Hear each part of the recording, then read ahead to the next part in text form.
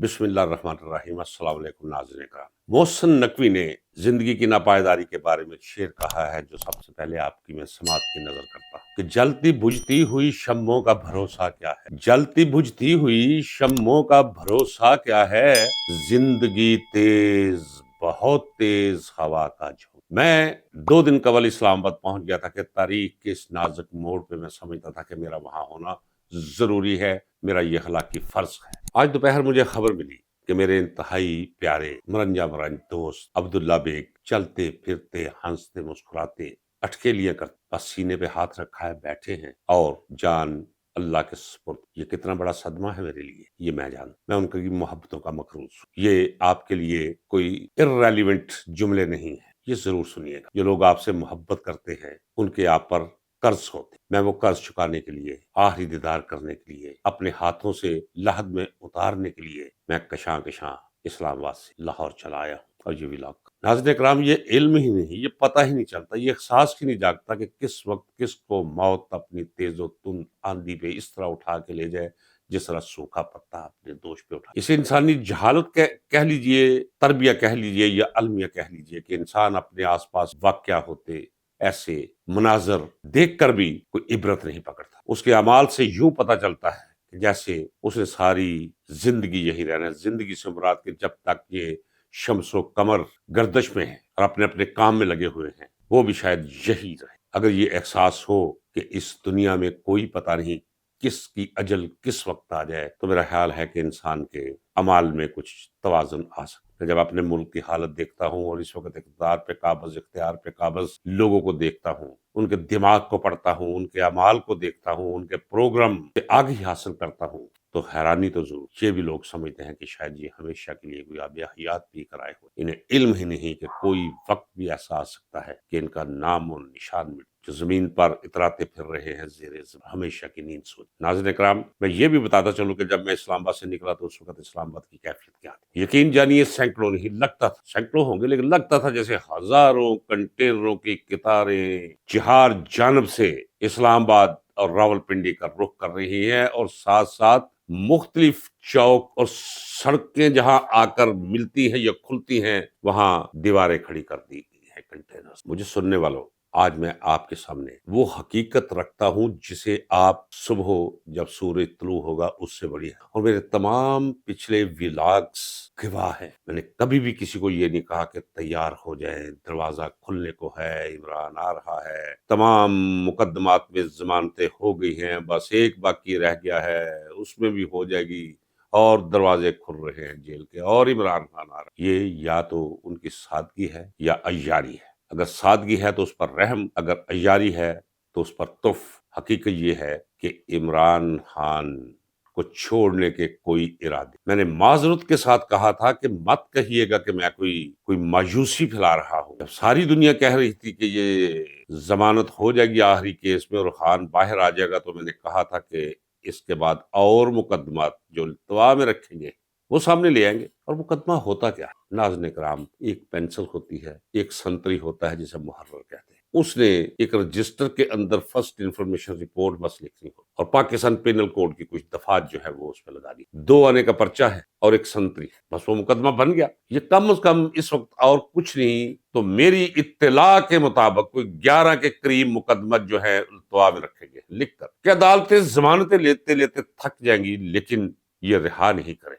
इसी दौरान क्या करेंगे कि ठीक है, अगर अदालतें मेरिट्स पे, मुझे एक दोस्त ने कहा है जी आप बताएं कि ये जमानत हुई कैसे। नाज़रीन इकराम, क्या आपको ये याद नहीं कि मैंने कहा है कि कोई जब बुशरा बीबी की जमानत हुई थी, जब अलीमा और उज़मा बहन की जमानतें हुई थी तो मैंने कहा था कि यकीन कर लीजिए कोई डील नहीं हुई, ना अलीमा खान के साथ, ना बुशरा बीबी के साथ और ना ही इमरान खान। वो सिर्फ किसी के कहने पर माहौल एक बनाया गया था कि इमरान खान बात तो करे। और अब भी ये जो जमानत हुई है ये कोई अदालत ने मेहरबानी नहीं की, हरगिज नहीं की। मैं एक वकील हूं, मैं मुकम्मल जिम्मेदारी के साथ कहता हूं, अला वजहुल इल्म कहता हूं कि ये मेरिट पे हुई है, केस में है ही कुछ। मैं कहता चला रहा हूं कि एक मुकदमा भी ऐसा नहीं जिसे आप मुकदमा कह सके।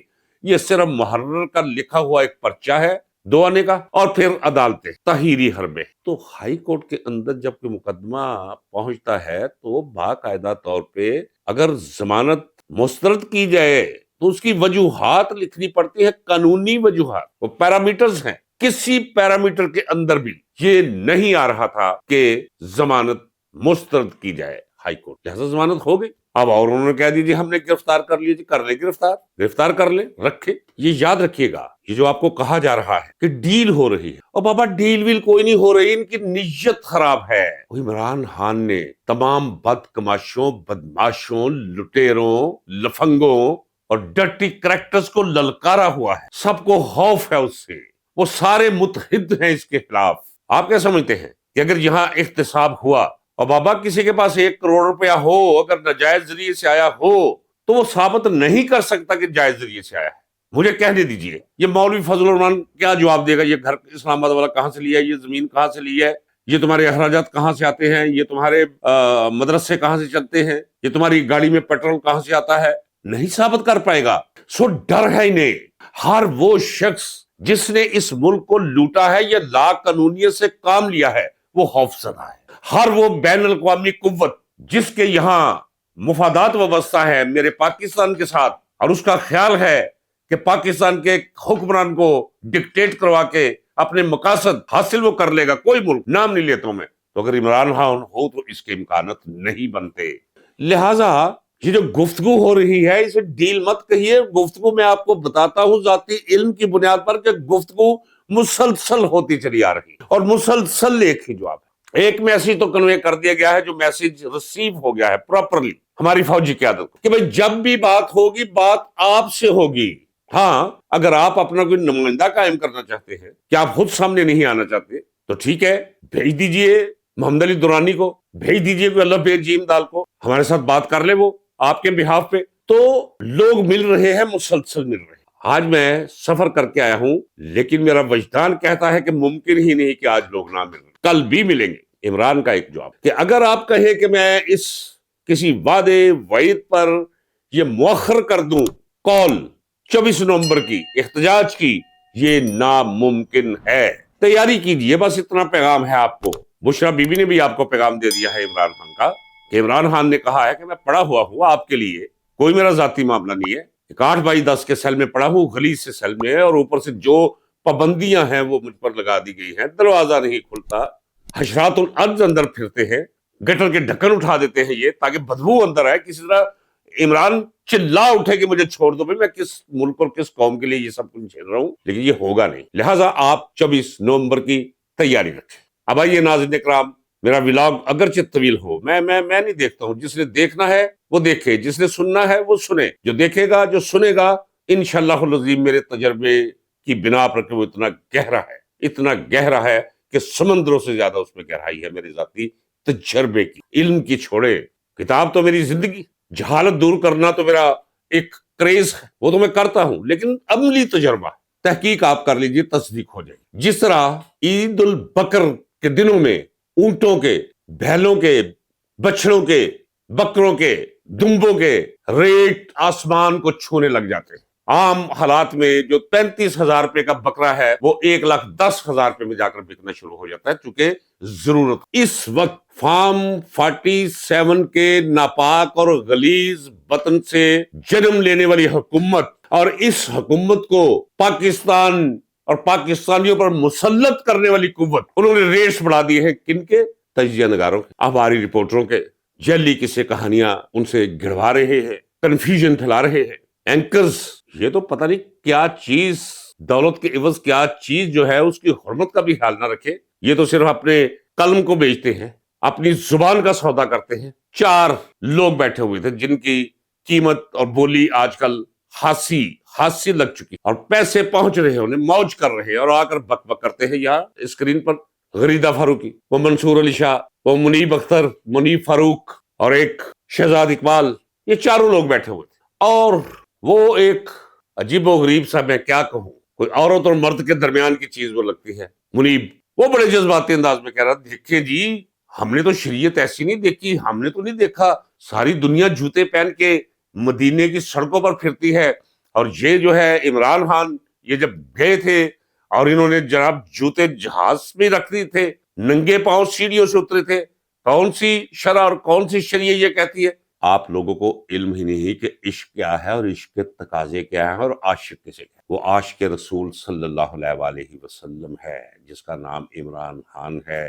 وہ آپ کی سمجھ سے دنیا داروں بالا تر ہے. تو بشرا بی بی کے اس میسج پہ جو وہ دیا ہے اس پہ بھی وہ تنقید کر رہے تھے کہ بھائی اس میں کوئی شک نہیں کہ اگر آپ کبھی گئے ہیں مکہ یا مدینہ تو آپ دیکھ لیجئے قرآن کریم اسی طرح پڑھا ہوتا ہے جس طرح یہ کتابیں پڑھی ہیں. لیکن جو عزت، توقیر اور تقدیس سب کنٹیننٹ کے مسلمانوں کے دلوں اور دماغوں کے اندر ہے، وہ وہاں ہمیں نظر نہیں آتی. یہ ہمیں کہنے دیجئے. اس کا مطلب یہ نہیں کہ ہم کوئی حالات خراب کرنا چاہتے سعودی عربیہ سے.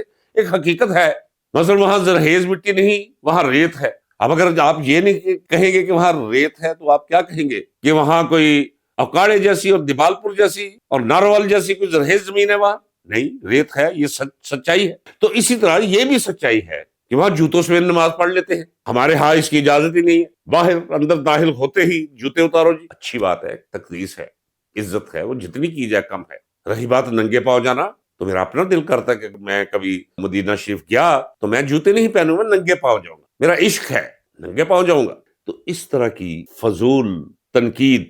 اور وہ ایک منصور علی خان ہے، وہ پتہ نہیں کس کس خطاب سے، جس خطاب سے وہ پی ٹی آئی کے نوجوانوں کو پکارتا ہے، آپ یقین جانے کہ وہ شکل سے خود لگتا ہے. وہ مجھے تو سمجھ نہیں آتی اس کی شکل دیکھ کے، کوئی عورت ہے یا مرد ہے. وہ عورت ہوتے ہوتے مرد بن گیا تھا، رہ گیا تھا. وہ باقی سارے ان کے لفظوں سے بدبو، ان کے لہجوں سے لعنت برستی ہے. تو لگے رہے یہ ایک شخص کے خلاف، لگے پورا شور مچاؤ مل کے. قوم نے دل پہ لکھ دیا ہے عمران خان کا نام. جتنا اس کے خلاف زہر اگلو گے، گند منہ سے پھینکو گے، اتنی ہی محبت میں شدت آئے گی عوام کی. 95% عوام. تو ناظرین اکرام، ملتے رہیں گے لوگ عمران خان سے. عمران خان ڈٹا ہوا ہے. بار بار میں کہہ رہا ہوں، کاکڑ فارمولا، جس طرح انہیں لے کر آئے ہو اس طرح انہیں بھگا دو. جاؤ الیکشن کرواؤ ملک میں، ختم کرو وہ جھوٹے کیسز، مقدمات میرے ساتھیوں پہ، کارکنوں پہ، جنہیں غائب کر رکھا ہے 9 مئی سے لے کر اب تک. یہ کیا ہوا ہے بدوملی میں؟ اتنا ظلم، اتنی زیادتی. یہ جو کہانی ہے نا معاف کر دیا جائے گا، معاف کر دیا جائے گا، معافی اور چیز ہے. یہ حساب ضرور لیا جائے گا اور لیا جانا چاہیے تاکہ آئندہ کے لیے عبرت ہو. قیامت کی نشانیاں ہیں کہ محسن نقوی جیسا آدمی جسے حسب نسب کا پتہ نہیں ہے کہ یہ ہے کون، یہ سیاست میں آیا کیسے ہے، یہ وزیر داخلہ بنا کیسے ہے، یہ وزیر اعلیٰ بنایا کیسے گیا، پتہ ہی کوئی نہیں. ایسا ملک ہے یہ. اور وہ آ کر کہہ رہا ہے کہ جی عمران خان سے ایسے بات نہیں ہو سکتی کہ ایک طرف جو ہے وہ دباؤ ہم پہ ڈالے اور پھر ہم اس سے بات کریں. اور تم لوگوں سے بات تو وہ کرنی نہیں چاہتا، تو تمہارا تو تصور ہی اگر اسے آئے تو وہ غلاظت سمجھتا ہے جیسے کہ بدبو آئی ہے. آپ لوگوں کی یہ اوقات کہ وہ جو کر وہ شہباز شریف سے بات کرے گا، یہ ممکن نہیں. ترس سے مر جاؤ گے، نہیں بات کرے گا وہ. اور کیا کیا انہوں نے؟ درخواست لے کر چلے گئے اسلام آباد ہائی کورٹ میں کہ جناب امن و امان کا معاملہ ہے، یہ احتجاج رکوائیے، اس پہ پابندی لگائیے. تو چیف جسٹس عامر فاروق وہ بھی قاضی فائز عیسیٰ ہے، چھوٹا سا اسی رنگ میں رنگا ہوا پتلا ہے. وہ ڈکٹیشن پہ چلتا ہے. وہ جج وج کوئی نہیں ہے، پمپ ہے عدلیہ کے اندر، پمپ. اس نے کہہ دیا ہے کہ جناب آپ جا کے کمیٹی بنائیں اور جا کے عمران خان سے بات چیت کریں، مذاکرات کریں. عمران تھوکتا بھی نہیں ہے اس کمیٹی پہ. عمران بات کرے گا تو صرف ان لوگوں سے کرے گا جنہوں نے اسے گرفتار کر رکھا ہے، قید کر رکھا ہے، جنہوں نے اس پر ظلم کے پہاڑ توڑ رکھے ہیں، ان سے بات کرے گا. یہ کون ہوتے ہیں؟ اور پھر یہ چیف جسٹس اسلام آباد ہائی کورٹ کہتے ہوئے بھی برا محسوس ہوتا ہے مجھے. چلے کاماز انورٹڈ کاماز میں سمجھ لیجئے کہ میں نے کہا ہے. تو ساتھ آگے یہ کہا ہے کہ اگر وہ نہیں مانتے تو پھر آپ قانون پر عمل کریں اور امن کی ضمانت دیں. ذرا واقعات کا تسلسل دیکھیے، واقعات کو علیحدہ علیحدہ کر کے مت دیکھیے. ان 2-3 مہینوں پہ نظر ذرا دوڑا کے دیکھ رہے. آج کیا ہوا؟ پاڑا چنار سے بسیں آ رہی تھی، قافلہ روکا گیا اور بے گناہ یہ کہتے ہیں 38 نہیں، میں نے فون کر کے پوچھا ہے 60 لوگوں کو مار دیا گیا ہے جان سے، اور 100 سے زیادہ تڑپ رہے ہیں وہاں. مذمت کرتا ہوں میں اس فیل کی، اس وحشیانہ ظالمانہ عمل کی. لیکن سوال یہ ہے کہ یہ کیوں ہو رہا ہے؟ اس کیوں کا جواب چاہیے. اگر میں اس کیوں کا جواب دوں تو یہ ولاگ بہت طویل ہو جائے گا. بس اسی پہ مجھے ختم کرنے دیجئے کہ موجودہ وہ لوگ جن کے ہاتھ میں اختیار ہے، طاقت ہے، قوت ہے، اس طاقت، اختیار اور قوت کے بل بوتے پر میرے پاکستان کا، آپ کے پاکستان کا جنہوں نے یہ حال کر رکھا ہے ان کے لیے لمحہ فکریہ ہے۔ اور دوسری بات، ناظرین اکرام، کچھ بھی نہیں ہوگا، کسی کی جرت نہیں، کسی کی جسارت نہیں، ہوتا ہے تو ہوتا رہے۔ نکلیے 24 نومبر کو، نکلیے گھروں سے۔ اگر آپ نکلیں گے کچھ بھی نہیں کرنا پڑے گا، آپ کے پیروں کی چاپ سے ان کی جان نکل جائے گی۔ اور وہ ایک مرد کلندر درویش، وقت کا ولی، مجھے کہنے دیجئے، کچھ لینا دینا نہیں ہے مجھے اس سے۔ اپنا آرام تج کر کے، اپنی زندگی چھوڑ کے اس ملک اور اس قوم کے لیے، آپ کے لیے، میرے لیے وہ پڑا ہے جی۔ اور جب تک آپ خاموش ہیں وہ ایسے پڑا ہی رہے گا، کیونکہ اس کے دشمن اتنے خوف زدہ ہیں اس سے، اور اتنے چھوٹے ہیں، اتنے گھٹیا ہیں کہ وہ اسے تکلیفیں دیں گے، تکلیفیں دے دیں گے، مار دیں گے۔ پھر مارنا دیواروں کے ساتھ سر۔ نکلیے 24 نومبر کو، اس ملک کی خاطر نکلیے، اپنی خاطر نکلیے، مت ڈریے۔ یہ آپ کا ملک ہے، کسی کے باپ کا ملک نہیں۔ اجازت دیجئے ناظرین اکرام، کل پھر آپ سے ملاقات ہوگی۔ اللہ حافظ۔